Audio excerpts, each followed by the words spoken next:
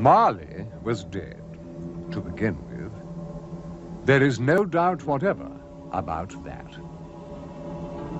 Scrooge was his sole executor, his sole residuary legatee, his sole friend, and sole mourner.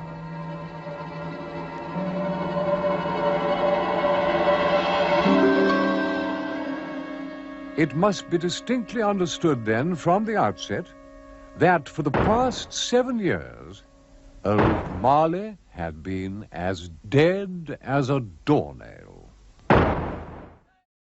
Hey everyone, it's Jonathan, and welcome back to our annual mini-series on Charles Dickens' A Christmas Carol. Today we're doing a straight adaptation, no twists on the story, just a straightforward made-for-television version of Charles Dickens' classic. Joining me for this version is Mark Brown. We discovered this version while recording a different podcast. We noticed that the actor Michael Hordern had been in not one, not two, but 3 different adaptations of A Christmas Carol. The first was a version from 1951 that Rachel and I had talked about during the first year of my YouTube channel, starring Alistair Sim as Scrooge. Then the second one Eli and I had talked about a couple years later, an animated adaptation from 1971, using a lot of the same cast as the 51 version. Michael Hordern had played Marley in both of those, and then in 1977 he played Scrooge himself in a made-for-TV version by the BBC. Since we already had this one on the mind, I decided to complete the trilogy, so we decided to talk about this one today.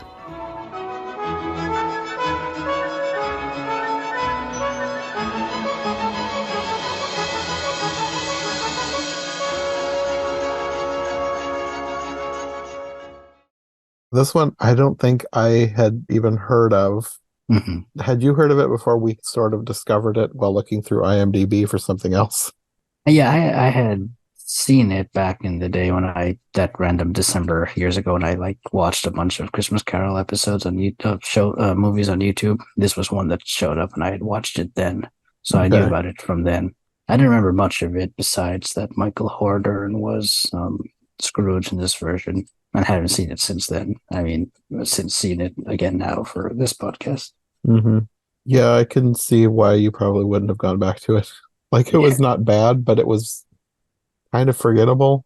It was incredibly your bare bones Christmas Carol story. There's nothing I saw this movie just 2 days ago, and I'm kind of struggling to remember anything that stood out. Not because it's bad, but it just hits all the same points that and all the others have hit. Besides the cast and something in the ending, which we can talk about when we get there, there's nothing that's standing out to me.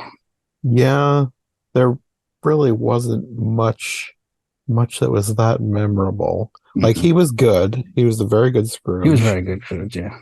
And pretty much everybody was good, but the acting was good, yeah, overall. Everything just went so fast. It was they just went scene by scene by scene. Got to get to the next scene. Got to hit all the notes that everybody knows and keep it moving.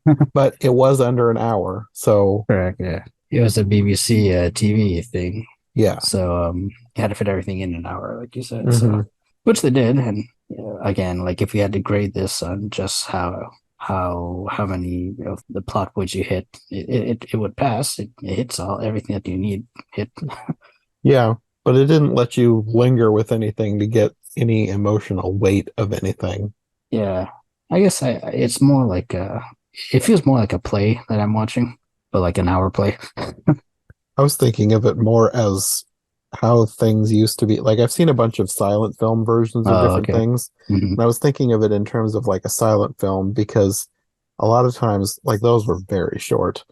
There's some silent versions of A Christmas Carol that Sarah and I reviewed years ago now, mm-hmm. but it was almost like a clip show. Somebody read the book and wanted to do all the most famous scenes, mm-hmm. and then that was it. And that's kind of what this felt like, except there was a lot more meat on the bones than in a silent film, but it was still very bare bones compared to what we expect nowadays with some of the more lavishly produced productions. So, yeah, I agree. I can see why this one is not I don't know if this is popular in the UK, but I can see why this is not really a more well-known version overall. Mm-hmm. Well, it kind of reminded me of some other more obscure Alice in Wonderlands from around the same time. Okay. Because, especially the first scene because you have the beginning scene with the narrator and the dead body of Marley. Okay, yeah. I forgot there was a narrator. Well, I didn't even realize I forgot the narrator too until I was looking through IMDb, and it said uncredited Brian Blessed as the narrator. I think I did see that when I was looking this up. I don't know. Have you found anything to corroborate that? That was just what was on IMDb, and there's Yeah. not a whole lot of information about this movie Yeah, even elsewhere. Wikipedia, I don't think had anything. It feels like it's an episode of like a show that would do like famous stories and put out like hour episodes of each one. I Yeah, feel that's what this felt like to me. like I was saying, it reminded me of some versions of Alice in Wonderland. I'm wondering if it was like the same team Same because team, yeah. especially the first scene after the corpse scene, Mhm. it's the most obvious matte painting with people superimposed over top of it. And there's a few scenes like that, but that really stuck out to me. There's the 1973 version of Alice Through the Looking Glass that pretty much every single scene seems to be filmed like that. This is better than that one in terms of making it look more realistic. Because in this one, it's only a few scenes where it's like someone badly superimposed over a matte painting. Mhm. In that Through the Looking Glass, like every scene was someone superimposed over a matte painting. It was just like slightly moving. It was just not done very well, but it was like probably early days when they're just figuring that stuff out. So you can't fault them too much, Yeah, I suppose. But that's what this reminded me of. I can see that, yeah. And that one, I believe, was also from the BBC. So it's probably the same team. That would make sense. But yeah, other than Michael Hordern and apparently Brian Blessed as the narrator, Apparently, yes. the only other actor that I recognized was Zoe Wanamaker as Belle. And I know her only because of her iconic role in Doctor Who as the last pure human, Cassandra, who's basically plastic surgeried herself into a flap of skin. Interesting. I think I remember you telling me about that. I Yeah, didn't recognize her when I saw her, but like afterwards when I looked up at the cast list, I was like, oh, that is Zoe Wanamaker because I've never seen her young before, or like yeah. however old she was at this time. I know her best from I watch Agatha Christie's Poirot, and she plays the character of Mrs. Ariadne Oliver in some of the episodes, so that's what I know her best as. Okay. Yeah, I don't think I've seen her in anything else, but I'm extremely familiar with the name because I really like the two episodes that she's in. Hmm. She's an evil character, but she's so hilariously iconic to me. Michael Horton, this is the most serious I've seen him. Like everything I've seen him in before is like comedic. Like we Hmm. watched when we had our podcast about Slipper and the Rose, like his character in that he's a very funny king. But Yeah, like this is a straight serious performance, which kind of made me realize just how good of an actor Michael Horton actually is. yeah, he was very good in this. I Mhm. feel like it would have been nice if this could have been a bigger production Yeah. because I feel like he could be an iconic Scrooge if he'd had more to do Hmm. and better production value put into it. I should also mention he had already played Jacob Marley in two other versions of the story, so he's a Christmas Carol expert by now. Have we done the other two yet or not? Scrooge and the animated one. No, I Oh, never, I didn't do it with you. okay. Have you done them? Yes. Okay, If it's the two I'm thinking of, I did. it's the Alistair Sim one and Yes, I did the that re. one with Rachel back before I was even doing the podcast, but I've Okay, since put it into a compilation video of different ones that we had done okay. separately because we were doing like short videos back then when I was just doing YouTube. Mhm. So I've put that review into a compilation of some shorter Christmas Carol reviews a year or two ago. Mhm. And then the animated one I did with Eli Okay, probably the first year that I started doing the podcast. okay. So the first Scrooge, I think, is 1951 or something like that. Then the animated remake short, whatever you want to call it, is like 1971, so like 20 years later. Then Yeah, this version is like 73 or something like that. I think it was 77. Oh, 77. Okay, Yeah, sometime in the 70s. yeah. But there were a few scenes in this that I thought it was interesting that they actually included because there are some scenes that I feel are kind of iconic, but not every version does them. Starting out with the Marley was dead to begin with scene, not every version has the shot Yeah. of the corpse. Mhm. This one didn't have coins on the eyes, which No. some will include that, but they still had the corpse, so that was something. Yeah, like I can't think of anyone else doing that besides the Jim Carrey one. That's And the one that comes to mind first for coins yeah, on the eyes. and I think the Albert Finney one. I think that begins like that. I can't remember. Can't remember. But yeah, if it does, if it does, those are the only two that I can think of off the top of my head. Mm-hmm. But the first scenes hit all the notes you expect. You have Nephew Fred visiting. And I liked Nephew Fred, but the way that they were talking to each other, like between the two demeanors, I don't know why I've never thought of it before, but like, why is Fred so persistent? Like, if I were this particular Fred, this Scrooge seems extra mean to him for some reason. I'm like, I would have given up on him years ago. Yeah. This Michael Hogan plays Scrooge. I don't want to say nastier, but it's not nastier, but it's definitely more like, leave me alone and bah humbug to you. Yes, very much. Than some of the other Scrooges. Mm-hmm. You also, going off him being kind of nasty here, you have the scene with the charity guy and the line, the decrease the surplus population. Yeah. He seems very pleased with that line. He's like kind of laughing to himself after the guy's gone. Yeah, about like, decreased surplus population. I thought of that myself. And this one also screams at a child caroler. Not every version will do that, but some will. Yeah. It reminded me of, I think of Michael Caine and the bunny in the Muppet one. I was thinking of another silent version where he bashes a little kid over the head with a giant book. That one was probably the meanest Scrooge. Oh, nice. So when the charity people came in this scene, it brought to mind a question I've always had, but I don't know if I mentioned it on any of our episodes. But the two guys from the charities, they're familiar with Jacob Marley already, and they're familiar with every Christmas he donates a lot of money. But then Scrooge is like, Marley's been dead for 8 years. So that always confused me. Like, so did they just stop coming after 8 years and then finally decided to come back again? And they remembered, oh, Marley gave us money 8 years ago. Because it seems like they come every year and they're always used to Jacob Marley giving them money. So wouldn't they already have known he had died? I don't know that I thought of them as people familiar with Jacob Marley, because it seemed like they didn't know him because they didn't know he was dead. Okay. That could be it.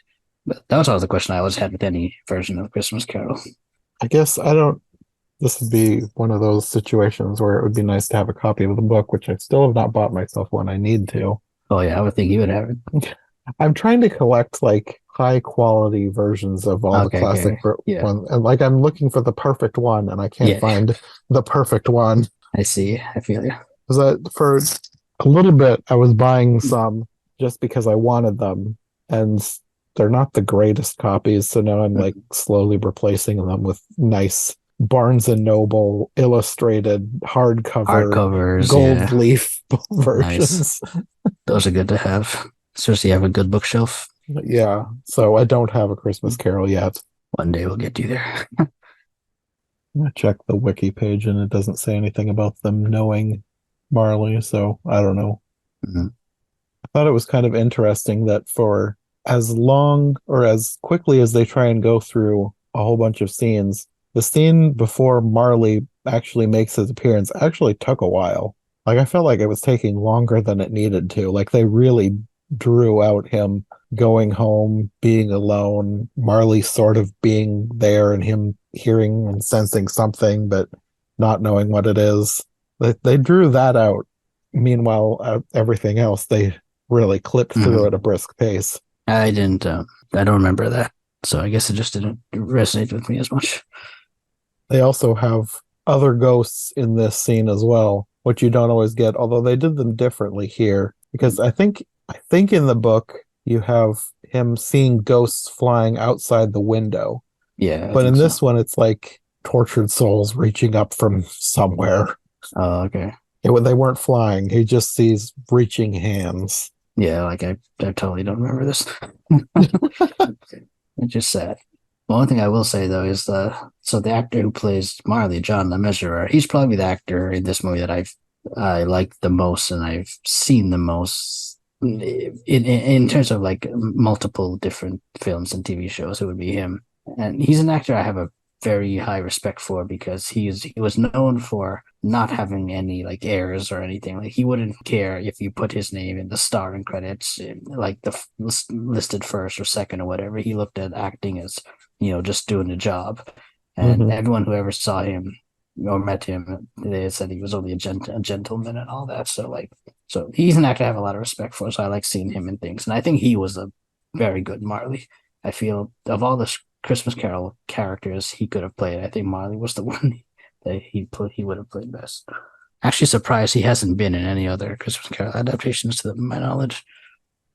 Well, after Marley, you get the Ghost of Christmas Past, who I think they're going for how the book is describing this ghost, except she looks like a beautiful woman. Yeah, She's not not candly, candle-like, but they still have like a candle stopper that they put her out with. which is so funny when Scrooge does the her at the end. And then when she takes him to the past, it's like a clip show of matte paintings, Mm-hmm. like actual paintings, like it's obviously illustrated for a while until it changes into actual footage of his childhood. And we meet Fan, I think, if I'm not mistaken, Yeah, for the first time. there's a very brief scene of him as a little kid, Yeah, at which point he regrets throwing out the Christmas Carol earlier because he thinks that he remembers that no one wanted him around and it was a terrible thing to feel. mm-hmm. And then we flash forward and see Fan briefly. She gets like one scene. Mm-hmm. And then Fezziwig's party. I felt they kept Fan enough to show like the relationship and the love between them. I feel some versions just either get rid of Fan totally or they kind of like go over it very, They go very too quickly. quickly. Yeah. Like here it was quick, like you said, but I think it was enough to get the idea of Yeah. how close they were. Most of the scenes, like I say quick, most of the scenes are enough to give you the feeling that you need to feel. Correct, yeah. But it's not as much as you would expect in a longer version. Definitely. And to that point, I was expecting something with Belle at Fezziwig's party, but you don't really get much of anything of them Yes. establishing a relationship. Mm-hmm. You just get their breakup scene. Correct. You just have to like take the word for it that they've been in a relationship. And it is a good scene. Like you can tell that they're doing a really good job with it, but I feel like it lacks any weight because we never got to see them as a couple. It reminds me a lot of, has not really related, but it reminds me of, I mean, you've seen Black Panther, right? Yeah. It reminds me of near the beginning where the villain's girlfriend gets killed. And like, we were never told what her name was. We've never seen her before. Like forgot just about briefly. The girlfriend. Exactly. And we're like, and it's like, we're supposed to feel sorry and sad about it. It's like, oh, no, what's her name is dead. So that's kind of how I felt about this. Like you said, like, oh, there's a girl named Belle. Okay, great. Yeah, you just don't get enough to feel much of anything. They do a good job with the scene, so you feel something. You just don't feel invested in wishing that they weren't breaking up. All the performances and deliveries are great. Like, yeah, they do what they have to do. But there's not enough time there. And we just mentioned Belle is the one played by Zoe Wanamaker. Yes, yeah. But that isn't her only scene though, because you also get a scene of her later on having married. And this is another scene that you don't always get. I was just about to ask you if that's in the book or not. I'm not 100% sure if it's in the book, but there have been scenes like this in other versions, so I'm going to assume that it's in the book. Mm-hmm. But it's basically her with her eventual husband talking about him having seen Scrooge, like through the window, like they didn't actually talk. Which is always a bittersweet thing. Mm-hmm. And if you and I ever get to reviewing that animated Christmas Carol the movie film, they go even further with that. So we'll have more to talk about there. I keep forgetting about that. Is that the one with the mice? Maybe I can't remember the mice. There's one with mice that I keep forgetting about that I keep wanting to do. Might have been that. It has Nicolas Cage as a voice and like Kate Winslet. I think it might be. You're making me wish I had more time because I think I don't know that I have time this year, but I keep forgetting about that one. I want to do that one. Yeah, I wasn't a fan, but yeah, it'll be interesting to talk about.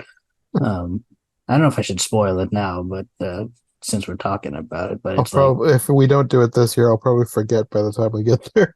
anyway, yeah. So what happens in that version? Belle actually reunites with Scrooge at the end of the movie, and they actually Oh, become a couple again.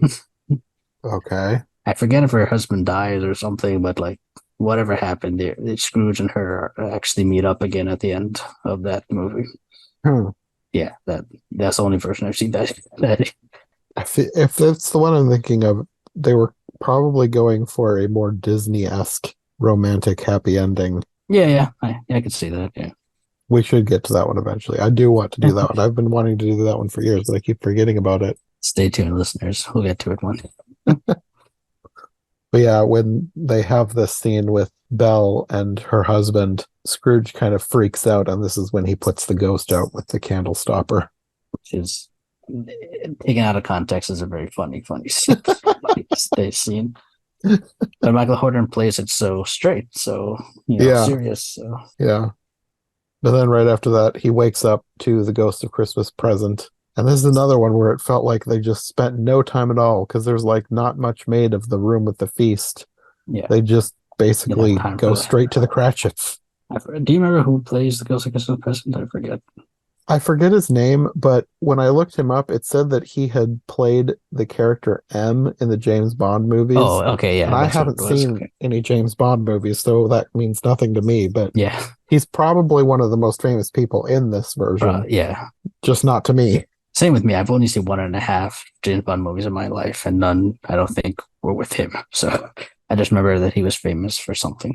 Yeah, that's what he was famous for. I'm pretty sure I have not seen a James Bond film. I might have seen clips, but it's never really interested me that much. Same as not my. I'm good without it. But we do get a decent amount of time spent with the Cratchits. They probably get the most. That scene is probably the most time spent, of all the individual scenes. Mm-hmm. Yeah, and you get a lot of the iconic lines from the book, especially with Mrs. Cratchit upset about Scrooge giving him a piece of her mind to feast upon. And I felt they had a lot more kids than usual, or maybe that was just me. It depends on the version. Some versions have just a couple kids. Other versions have tons of kids. Like the girl, I remember she had like a lot more lines than I think some versions do. The one that was hiding. There's one girl who's talking a lot, not a lot, but I mean, like I know, like she has substantial lines. Okay. Well, depending on the version and how much they want to take from the book, there is one girl who has a bit of a bigger role than the other kids. Okay, could be that. And no offense to the actor playing Tiny Tim, but it's kind of clear that this probably was his first movie, or he's not really an actor. He only had 2 credits. Yeah, okay. This and something else later on. And yeah, so no, he wasn't really an actor. He's probably one of the crew members or castmates' sons or nephews or something. It wouldn't surprise me. Yeah. He did fine, but yeah. he wasn't like a professional actor. He looked more like I was watching someone's home video of like a kid's home video, and he was just shy in it. That's what I got from it. I could see that, yeah. Again, no fault to the kid. Yeah. He was like probably like 60 years old now. But probably trying to math it out, but yeah, maybe 50. like I think he says his God blesses everyone line once in the movie, but it's not like even a standout line. He just kind of like mumbles it through a regular piece of dialogue, if I'm not mistaken. Like you could miss it. I mean, we'll get there, but that scene almost was the throwaway scene. Oh, okay. I know what you mean. Yeah, we have the scene with the Cratchit and then the Ghost of Christmas Present quoting his decrease the surplus population line back at him. Of course. And then they go off to Fred's and you hear him telling his friends about Scrooge. And he seems to think that Scrooge is funny. Like I don't know how much he takes into consideration that Scrooge means what he says. Like he says he feels sorry for him, but he's also laughing at all his terrible lines, like his actual nastiness. So I'm wondering if he thinks that Scrooge is just joking, but has a very mean sense of humor. I don't know. Or just like a lovable old grouch kind of character, Maybe. Yeah. Archie Bunker kind of thing. Yeah. He seems to think that Scrooge is funny, but he does feel sorry for him. And Mm. then the group plays the game Characters, which is, it always seems to be like a different game that they play I in was just all I the was just different about to say versions. I was about to say that like literally every version has that has this scene has a different game. Yeah. There's similes. There's the somebody's cat. Um, Yeah. there's like a bunch. Then there's my favorite, Santa's Sooty Suit from the best version ever. I had almost forgotten about that. I won't let you forget that. So yeah, I guess every Yeah. writer just has to come up with something new to fill that scene with. Yeah. This one was Characters, and the person trying to make everybody guess said it was something savage. Of course, the answer is Scrooge. Yeah, And then we get Ignorance and Want, which we don't get in every version. I was They're, trying to remember if they showed up or not. yeah, they're not hiding under Present's robes, Hmm. but they're there. And then Present leaves by shrinking away into the background. It was very strange. And it It's a weird dissolved. effect. And then the Ghost of Christmas Yet to Come appears, but he's like you do eventually get to them walking together, but like in this scene, he's like a ghostly figure in the background, and Mhm. Scrooge isn't even facing him when he's talking to him. It was a weird way to set up the shot. Hmm. And then you get all the iconic scenes from the future, the people discussing his death, talking about not going to the funeral unless there's a lunch provided. And you get the scene with Mrs. Dilber, but Hmm. this one they've changed it up so it's like somebody's robbing his house Hmm. instead of her taking stuff to try and sell. She's confronting somebody who's robbing his house, but she's already taken what she wanted, and like they're fighting over the stuff. I think she was played by June Brown, if I'm not mistaken. Yeah. I haven't really seen her mud in many things, No, but I didn't really know who she was either. And like after I watched this, I was scrolling, I think it was probably like YouTube shorts or something. yeah, And there was like a talk show of her with Lady Gaga. Like she's very, very old at this point. And I didn't think anything of it until I looked down and I saw the name. I was like, was that the person who played Mrs. Dilber, whose IMDb page I was just on a half hour ago? well, It was a very weird coincidence. very serendipitous there. That's probably Graham Norton's show I think because so. It he's was the a one that UK, somebody from the he UK. yeah he brings like a lot of the UK and US people together. Yeah, they all talk on one couch. Correct. It's like four of them on a time or something. Yeah. I've Yeah. never watched the show. I see clips sometimes on YouTube Shorts. It's an interesting way to do a talk show, have all the people talking at once instead of one at a time. But yeah, with this scene, Scrooge doesn't want to stay watching Mrs. Dilber fight somebody for his stuff. So he asks the spirit to take him to anyone who feels emotion at his death, which I thought was funny because this is kind of like one of those evil genie monkey paw wishes because they go and they see a family who is happy that he's dead because their debts are, at least for now, their debts are gone. They're still afraid somebody's going to take over the debts, but they're happy he's dead anyway. Except without thank you very much. Yeah. And Scrooge says to the ghost, I meant sorrow, not pleasure. It said emotion. So they go off to the Cratchits, and I would say this is probably the most emotional part of the movie, Oh yeah, definitely. with Bob coming home and talking about picking out Tiny Tim's grave, and that he met Fred, and he doesn't know that Fred knew about Tiny Tim dying, but he said that Fred told him to let him know if there was anything he could do. Mhm. This was one of the more sadder versions of this scene, I think. Yeah, probably one of the most emotional. I'm not even sure why exactly, but Yeah, I don't know. There was something about the way they shot it, the way they acted. I don't know. yeah, That just you really felt like their kid had died. yeah. I don't know if it's maybe because like I'm getting, the same vibes of like a play. So it's like more intimate because I'm like right there in the room with them. I don't know if that's probably it rather than like what I'd get from like a cinematic portrayal. I don't know.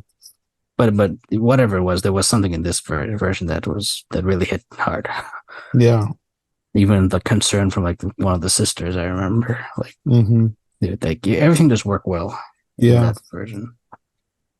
And then, of course, we go off to the graveyard where he sees his own grave and he begins pleading with the spirit and then wakes up in his bed. That all happened really quick. Like some versions will spend a long time and make it really dramatic and or terrifying, but this is just really quick. Literally. But an interesting thing that they did here, though, is after he wakes up, he sees remnants of the ghosts I was from going the to night mention. before. I was going to mention that, but I forgot about it. Thanks. Like I don't think I've seen that in any other version. I don't think I have either, but he sees like the leaf crown from Christmas Present and just random things around the house, and then they disappear as he finds them. Footprint of one of the others. Yeah. Yeah, it was interesting. Because it proves to him that this wasn't a dream. But yeah, I've never seen that in any other version that I can remember. One of those things where I'd be interested to see if it's in the book.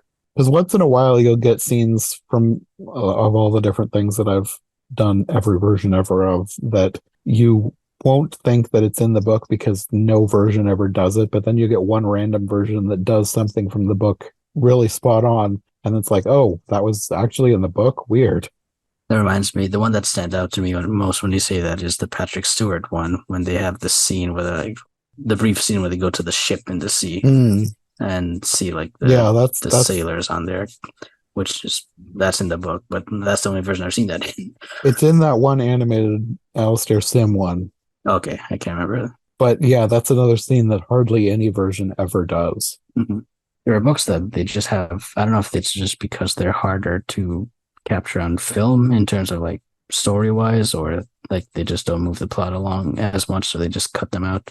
Probably that, and it's probably a case of they need a whole ship for just a very brief scene. Yeah. It's like that would blow the production budget way up for not much of anything.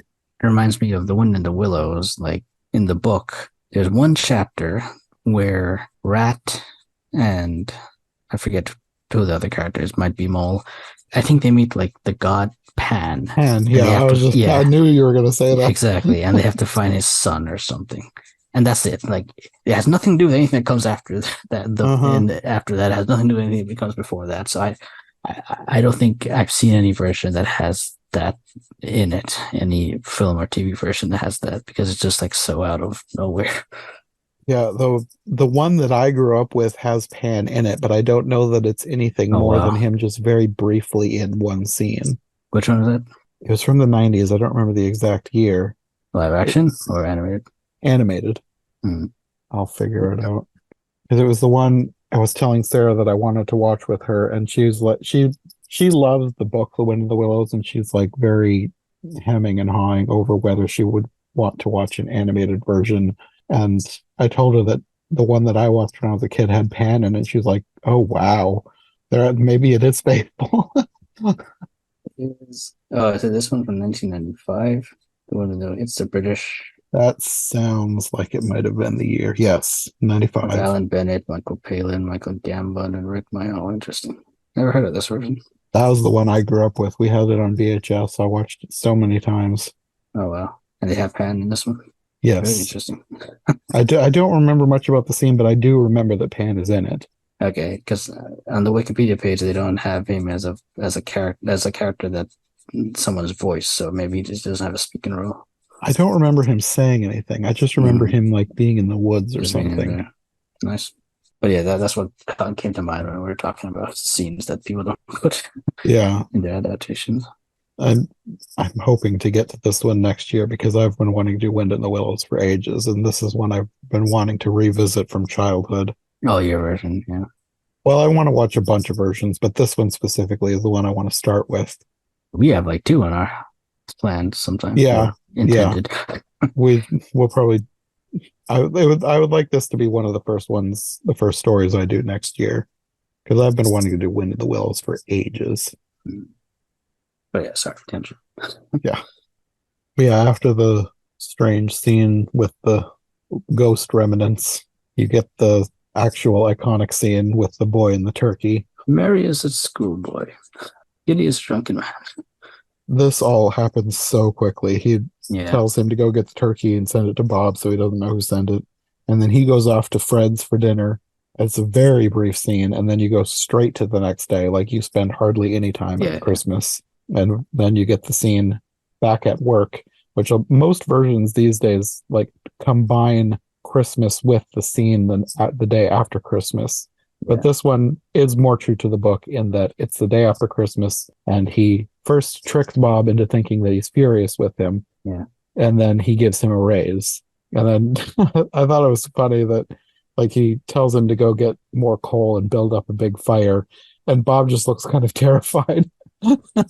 It's like, who are you? What have you done with Scrooge? And then at the very end, yeah, this is the weird part. You get the scene with God Bless Us Everyone. It's like, did they cut out a scene from Christmas and then put it the day after Christmas? Yeah, and it just ends there because that's where the credits roll. Yeah, it was strange. Scrooge doesn't stop at their house and meet anyone. No, it just cuts to the family eating turkey at their table. And he said, God blesses everyone, and it ends. Yeah, it was strange. It was weird. It's probably the weirdest ending I've seen in a version. Yeah. I mean, it's not weird and like super bizarre, but weird in like how they chose to shoot and edit it. Yeah, it's an odd choice. Yeah. I guess overall I enjoyed this one for what it was, but it's not one that I'll probably want to revisit. Yeah. It was a nice, quick version, but there are much better ones out there. Yeah. What I think its main, what holds it back mostly is the runtime. It's only less than an hour. Yeah. So they have to really pick and choose what they're going to show and what they're not. If this was an hour and a half, I could see maybe this could have been a little bit more fleshed out. Yes, definitely. Give more scenes to Fan and Belle. Mm-hmm. Especially, it would really help with the emotion in the middle of this. But yeah, everything just went too quickly for it to be super memorable. And again, you're not going to have any problem with any of the acting. Acting's really good. And all the plot points are hit precisely as you'd expect. But it's a very Cliff Notes version. That's a good way to put it. Cliff Notes. Cliff Notes. If Cliff Notes was an hour long instead of half an hour. Yeah.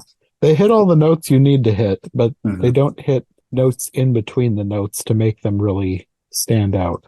This felt like if someone wrote a book, like a elementary school student wrote a book report on Christmas Carol, and they made a film adaptation of the book report. Yeah, that sounds about right. Yeah, that's probably the best way I could describe it. Yeah. Okay, well, I guess that's probably all we have to say about this one. God bless us, everyone. You want to let people know where they can find you if they want more from you? Yeah, you can check me out on my blogs, Animation Commendation at theanimationcommendation.com. I do animated film reviews, top 13 lists, and I have a Once a Baby Linear Animation Edition themed game show where, Jonathan's been on a few times and many other people have played it before. And I have a My Live Action Disney Project at myliveactiondisneyproject.com where I'm trying to watch and review every single theatrically released and now Disney Plus released live action Disney film ever made. So check me out there. Thanks. Okay. Well, I'm sure we will be back next year to talk about more versions of other things. Hopefully by then we'll get to the Christmas Carol movie. Yes, we definitely need to get to that one. I need to make a note so we get to that next year. Well, I can tell you, I'm pretty sure that version does not have fans desperately waiting. But if there are, we'll get to it eventually. Okay, well, until then. See ya. Thanks for listening to Every Version Ever. If you like what you've heard, make sure to subscribe on your preferred podcast platform or to our YouTube channel. Make sure to follow my co-hosts as well, and if you want more content from us, check out one of the other podcasts in the I Heart Movies podcast network, or check out my brand new Patreon. My link tree, as well as any other relevant links, will be in the description. We'll be back soon with another brand new episode, so thanks for listening, and we'll see you next time.